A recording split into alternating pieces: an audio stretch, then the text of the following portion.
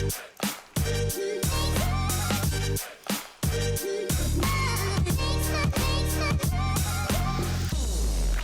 everybody and welcome to this week's Motor Trade Radio podcast, powered by eBay Motors Group. It is Saturday the 16th of April and you're joined by myself, Philip Nothard. And me, Curtis Hutchinson. This is episode 18, season 8 of Motor Trade Radio, bringing you all the chatter that matters.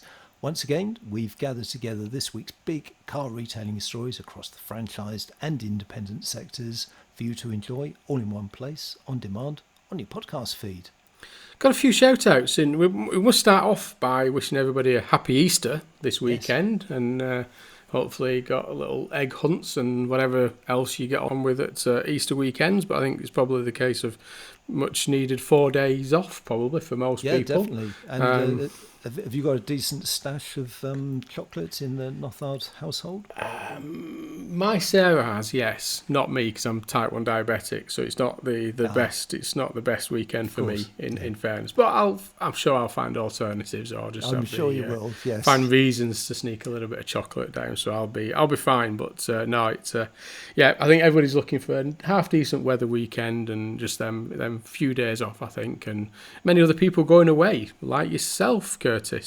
Yeah, definitely. So I'm away next weekend. So and you'll be joined by we can reveal this, can't we? Yep. You'll be joined by our good friends Andy Condy from Mannheim Auctions and David Billsborough from Cheshire Cars. So the three of you are going to be talking about the used car market whilst I'm heading down to Cornwall for a bit of a break. Yeah, the Three Stooges are back on. We'll be chatting things all retail and auction, used vehicles. So I suspect it'll be very interesting between the three of us. Ken, it'll be interesting to see who actually gets a word in edgeways. It will be. I know who be. My money's on. Yes, exactly. I'm in control of the buttons. But I mean, to begin with, we want to sort of wish everybody good luck for who's been shortlisted at the AM Awards that are due on the 12th of May. And as I think you said the other week, Curtis, that this time they're at the Park Plaza down in London, aren't they? Yeah, so it's first time, I think this is the first time AM Awards have ever been held in London, and unless they started in London in the early days. But traditionally, for certainly quite a few years, they've been held up in Birmingham. So yeah, change of venue, and as you say, that's only next month. So that's the 12th of May. The full list of the finalists is actually on the AM website, so do head over there to check out who's in the running. And as you say, congratulations to everyone, because great achievement there to be shortlisted across those categories. Yeah, and as you say, whilst you are down in London, there is a driving digital, get this right, Philip, which is an NFDA and Judge Services conference that I've been to a couple of times whilst it was down in Birmingham, but that's going to be held in the morning at the Central Hall in Westminster. And we've got the fantastic line of speakers there, Curtis, with Eddie Hawthorne from Arnold Clark's. Then you've got Kim Costello, who's COO of Pendragon. You've got our friend of the show, Owen Edwards from Grant Thornton, and many others have registered now for free at the. You can still go and you can register at driving-digital.co.uk. Get that right, Curtis. Well done. Been a bit tongue-tied this morning, aren't I?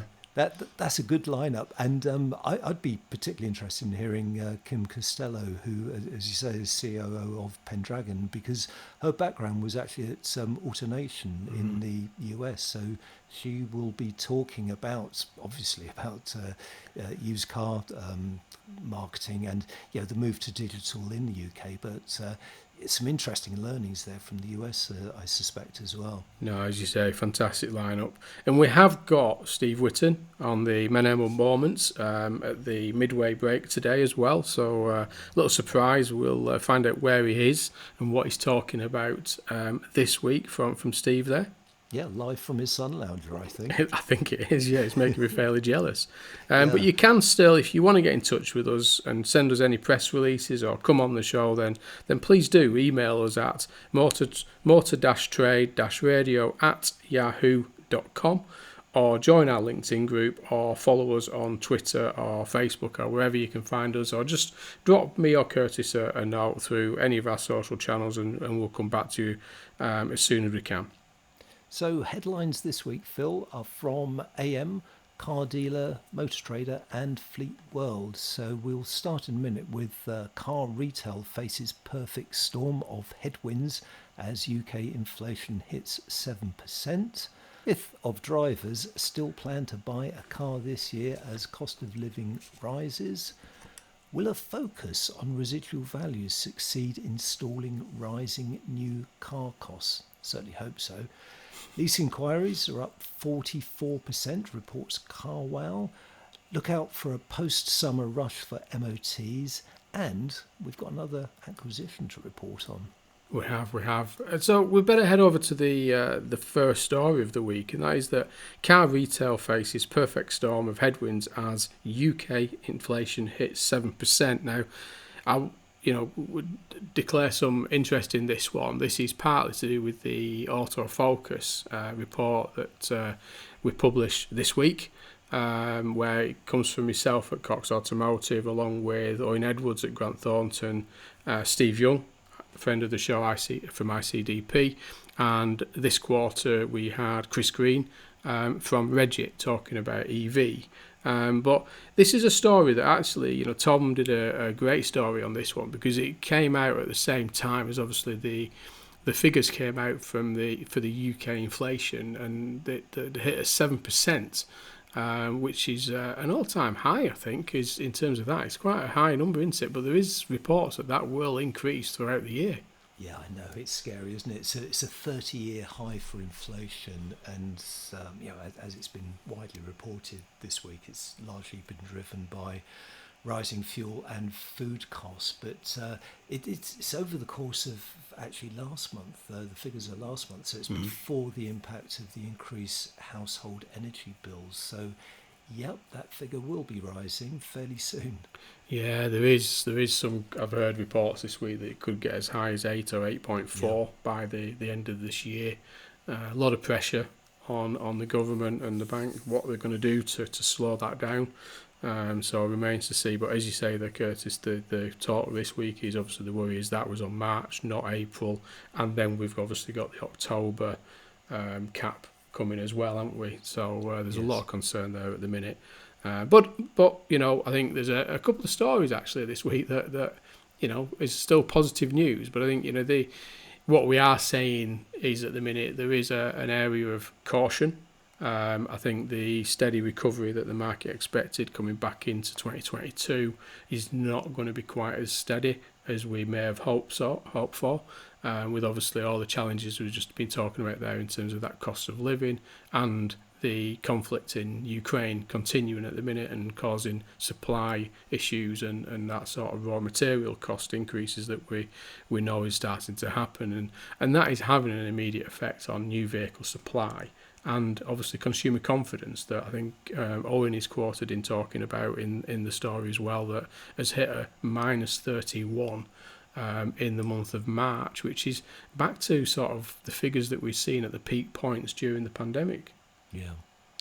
And I noticed in the story in which you're quoted, Phil, that your acronym reappears, VUCA, which is volatility, uncertainty, complexity, and ambiguity, which I think you had a couple of comments on this week, didn't you, on social media? Did Dale Wyatt make he liked it. He's been using it quite a bit this week as Dale. I think he's off at the minute, which is probably why he's so active in the social space. So hopefully you're having a nice relaxing well-earned rest there, Dale, if you're listening to the show. But yeah, Dale's been sort of looking at that in terms of some of that challenges ahead, and we are sort of entering that bumpy period.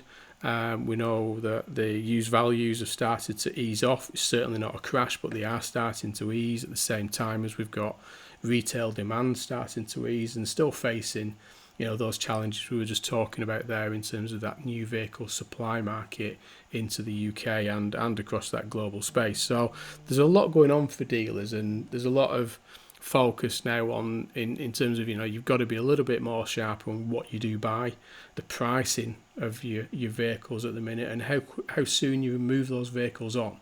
I think the days of just buying anything and putting them up on your forecourt and enjoying a very strong margin of probably slowing down now, if at all there now. I think the market is certainly starting to shift. And in terms of the autofocus, that's actually live now on the Cox Automotive website, isn't it? It is, yeah. So it was published on Tuesday of this week, on the 12th there. So if you are connected with me on the social space, then you've probably seen it. It's a very easy to read report. If you do need any more details, then feel free to get in contact. But within the report, we have downgraded our new vehicle forecast based on what we've just been discussing there and those challenges ahead, albeit the used vehicle forecast remains fairly stable, albeit we expect the seasonality of the used vehicle transactional market start to change on the back of what's happening in new. So yeah, there's quite a bit in there for the market at the minute. Okay, moving on to the next headline, which is from Motor Trader, and it does tie in neatly with the story we've just covered. The headline there is: a fifth of drivers still plan to buy a car this year as cost of living rises. So this is research that's been done by by AA Cars of more than 14,000 car owners, and they found that a quarter, 25%, of those in the market for a car this year are planning to purchase an electric vehicle. Over a tenth, so 12%, intend to buy a used EV, while 13% are looking for a brand new electric model. But, and I guess this is the possibly the most interesting point of the story, the majority of owners who are already planning to buy a car this year will be changing their existing petrol or diesel vehicle for another petrol or diesel model. So they're staying put with what they've got. So 2 in 5, so 43%, plan to buy a used petrol or diesel vehicle, while over a quarter, 28%, will be looking for a brand new one. Yeah, I mean it's positive news, because I think we're talking about obviously the challenges and things like this, but still people still want cars, and I think it's positive in terms of that. The pump price has certainly made people look elsewhere. It sparked some interest in that EV sector, as you've said there, Curtis, which is positive. We are starting to see that take place, but I think the key with this is still the infrastructure, and cost of ownership still plays a key part in that decision. Albeit, they do save money at with the cost of the pumps at the minute, but I suppose the big question is how long will that pump price last at the levels it currently is. It remains to be seen, but I think all in all, I think positive results there from the AA, because it's saying that people are still wanting to change their vehicles. Yes. There's still appetite there to switch the car, and even into petrol and diesel. Yeah, I mean that's exactly the same word I was going to use, Phil. There is an appetite out there. So despite what's going on in the sort of wider economy, there is still that desire to buy new or used cars at the moment. Definitely. So moving on to the next story, which is from Autocar Business, which is becoming my sort of favourite go-to place for analysis, for long reads. The headline there is: will a focus on residuals succeed in stalling rising new car costs? So this, I urge you to just head over to Autocar to have a look at the story, because it is quite long, it's quite detailed. It's written by Nick Gibbs, and it's really looking at the role that residual values will now start to play in determining new car prices, and whether or not the OEMs and indeed car dealers will just hold their nerve on prices and not start to discount. And there's some interesting comments from a number of talking heads within this, including Steve Young from ICDP, who's a friend of the podcast, who's really talking about the importance of keeping those prices in place. don't start discounting, because that's really going to start to affect the residual values. And all the time those residual values are high, it means that OEMs and dealers can be quite creative in the monthly repayments, because no one's really talking about the list price of vehicles anymore. It's those monthly payments. So with strong residuals, they're able to be a bit more flexible in terms of those monthly payments. Yeah, and I mean, those will be people listening today that we understand who the ones who manage that very well into the market and manage their sort of remarketing process strongly, and really focus on that capitalising of residual values to keep that cost TCO, that cost of ownership, positive, in terms of that balance, right, that you're not pumping heavy volumes at heavy discounts into the market, which inevitably does lower the residual value against its peers in the relevant sector. So I think it's going to remain to be seen of who does this well in the future. I think, we've seen a lot of media this week around, I think, VW being quoted that they're going to focus on their sort of premium market in the future. Mercedes have said the same, that they are looking at that sort of premium market rather than the mainstream volume market, and that's all about retaining profit. We know that people are moving into the market of agency, which is all about that sort of consistency of pricing and protection of pricing for the OEMs, which inevitably should lead on to a strong residual and a stable residual value. And as you say, Curtis, that everything's moving into that sort of cost per month basis now, and less about that recommended retail cost price. But again, remains to be seen if this is done by the manufacturers long term. Yeah, and you know what, Phil, there's a lovely sign-off quote within this particular story, because the assumption is at the moment, supply is a challenge, so retaining prices, keeping those prices, not discounting, isn't really an issue, because the vehicles aren't necessarily there to sell in great numbers. But it does pose the question, what happens when those supply issues start to ease and volumes return to the market? So there's a quote from Patrick Hummel, who's head of European Autos research for the bank UBS, and he says, we think the narrative about structurally higher car maker pricing discipline will fall apart as soon as the market is no longer undersupplied. And he goes on to say, old bad habits will likely to be back soon. So I think he's probably got a point. We're going to have to. I mean, there's a lot happening, and there's the new entrants entering the sector. What's happening in sort of that global volume production is significantly being hit by the pandemic and the supply shortages. And I think it'd be safe to say you'd wish that the majority of the manufacturers, retain that balance of supply, that we don't get a significant oversupply, and because it washes straight through to the dealers' profitability retention as well.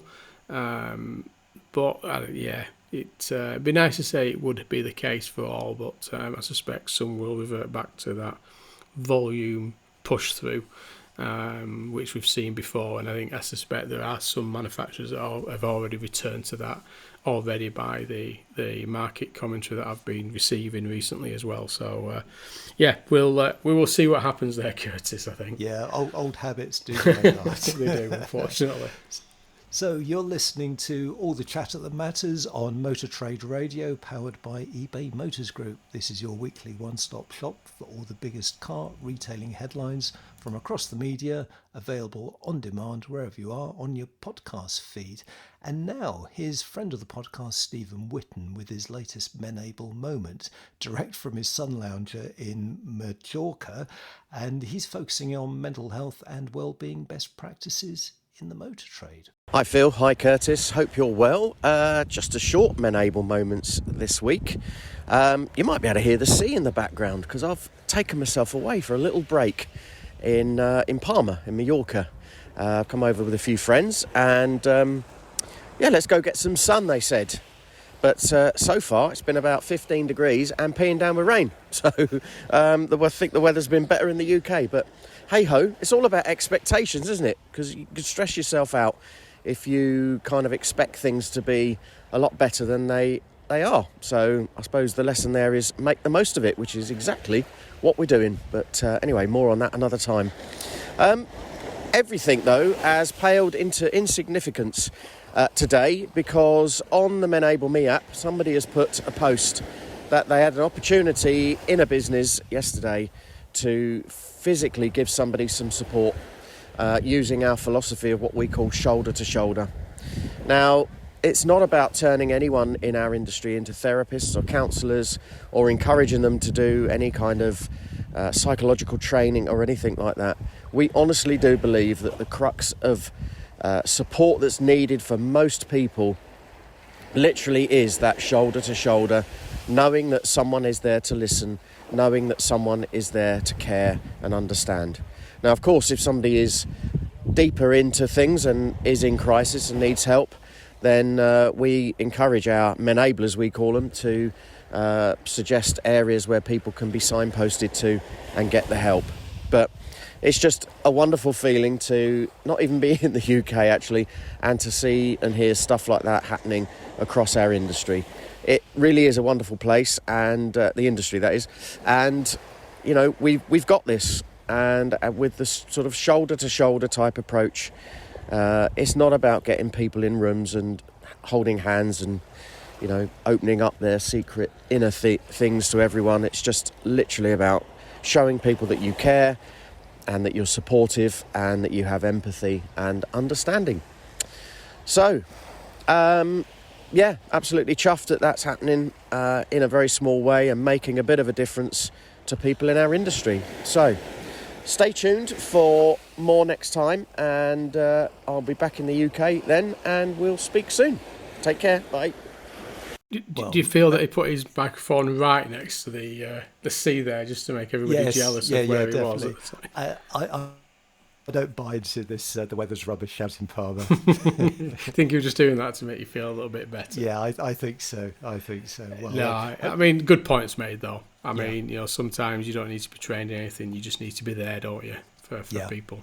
Yeah, definitely. And, we hope Steve does have a relaxing break, and we'll catch up with him again in a couple of weeks' time. Yeah, definitely.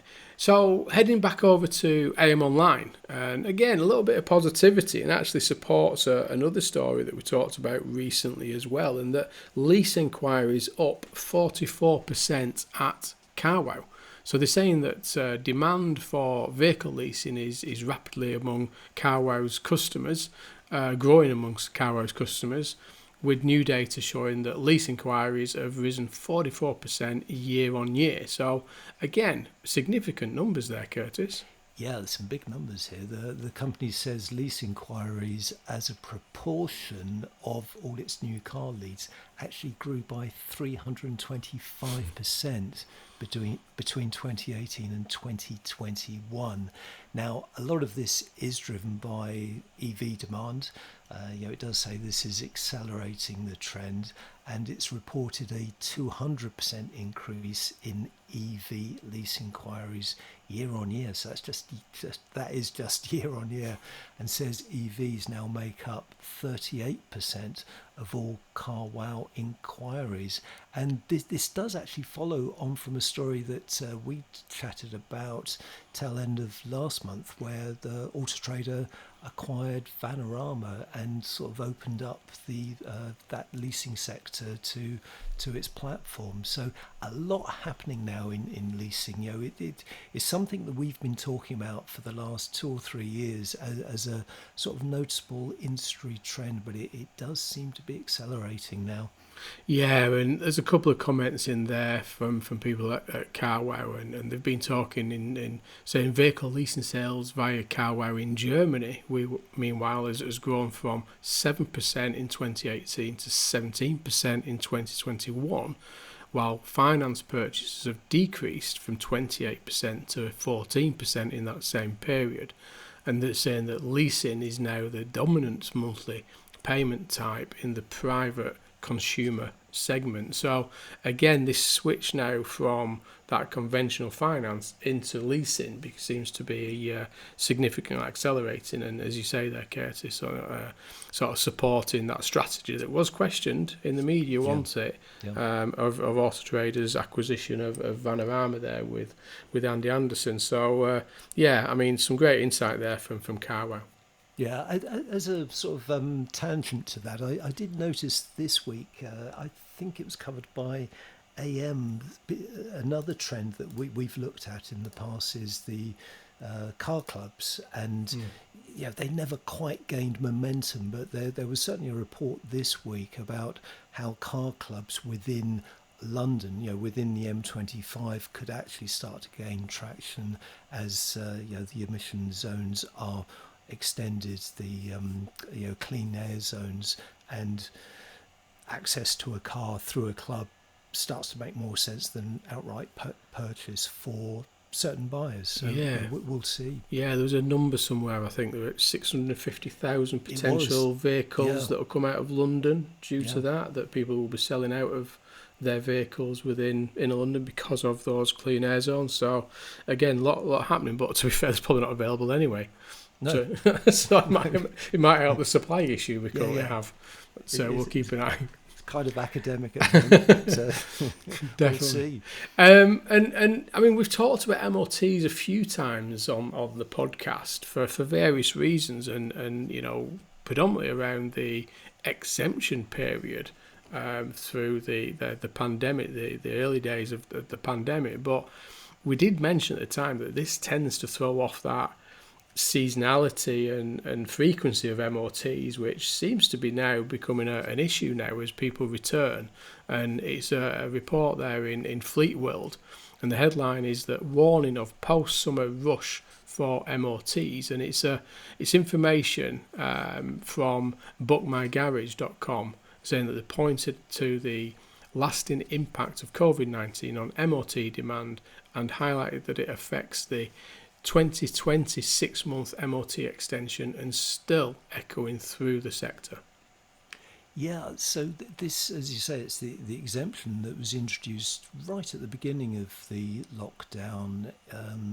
It's 2 years ago now. So the exemption was introduced and lasted actually until 1st of August. So I think it ran from March to August, or maybe April to August. But it's already seen 2.3 million fewer MOT tests take place in April and May as a direct result of that.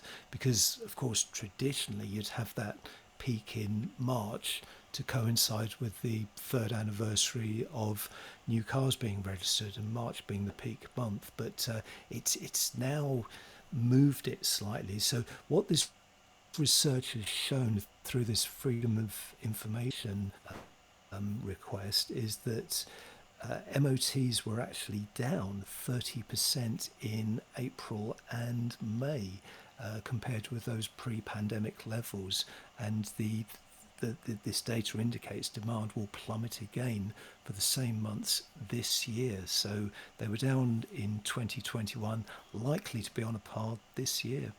Yeah, as you say there, I think that's the problem, that you have that impact in that initial period because of the exemption extension, and then because it's an annual MOT, isn't it, that people do, so it starts to impact for the future. So it starts to throw out probably some of those budgeting seasonalities that would have been in place pre-pandemic, and starts to change how the frequency and the timing that these MOTs are done. And when you start talking that kind of volume of sort of 2.3 million, I mean, that has a significant financial impact on the sector as well. So again, great insight there coming from Book My Garage. Yeah, and it's worth just adding that it has shifted the peaks to September and December, which were significantly up in last year, and the expectation is that will continue through this year. So if you do offer MOT services, then September and December is likely to be when you're going to be particularly busy. Yeah. And the final story of this week is an acquisition, and it's a fantastic acquisition here for Sytner's, and it's a little bit older than we'd normally like, but we felt that it was worth giving a shout out because it is such a significant acquisition there from Sytner Group, who have added a trio of BMW and Mini dealerships following the acquisition of Stevenage-based Specialist Cars. Now, all reports is, this is a business that's been going back from the 1970s and has a workforce of 300 employees, and it's owned by Clive Fletcher and Michael Donovan since the MBO back in 1999. Now, this is reported to be a fantastic business and a great business for Sytner's to acquire there. Yeah, and it's such a good fit because it'll actually take Sytner's representation to 18 BMW and Mini locations. So it will add sites in Stevenage, Luton and Tring. So this is a really, really good fit there for Sytner.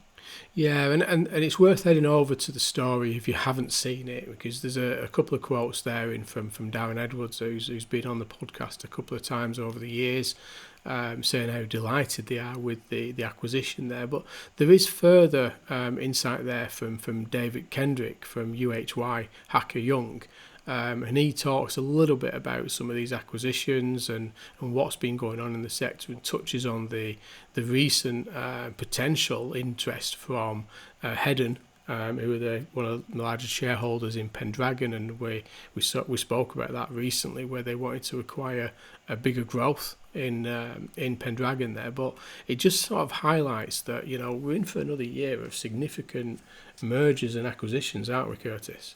Yeah, and just anecdotally, rarely a week goes by without us mentioning an acquisition, whether it be just a couple of sites or a small group. So there is a lot of activity out there, and sounds like my dog is joining in on the conversation there. Yeah, I wanted to go for a walk. I think it's around lunchtime. I think she's trying to tell me something. But I think that's it for this week, and I think Curtis, as I say, is on a well-earned week off next week, and please do tune in, because it's always an interesting chat when we get Andy and David on the podcast together to talk about all things retail and wholesale, and very much coming from different areas of the marketplace there. And if there is anything in the meantime you want to send in, if you want to ask any particular questions to either Andy Conde or David Billsborough, drop me a note and I'll certainly raise the questions with them on the podcast. And if you do want to head over to any of my social channels, you'll be able to access the autofocus there, with commentary from Owen Edwards from Grant Thornton, Steve Young from ICDP, and Chris Green from Regit, where you'll find the revised new and used vehicle forecast for the second and third quarter and the full year of 2022. But Phil, that's all for this week. That's it. You've been listening to the weekly Motor Trade Radio podcast powered by eBay Motors Group. Many thanks for joining us for all the chatter that matters. As Phil says, do join him, Andy Conde and David Billsborough next weekend. Until then, it's goodbye from me. And it's goodbye from him.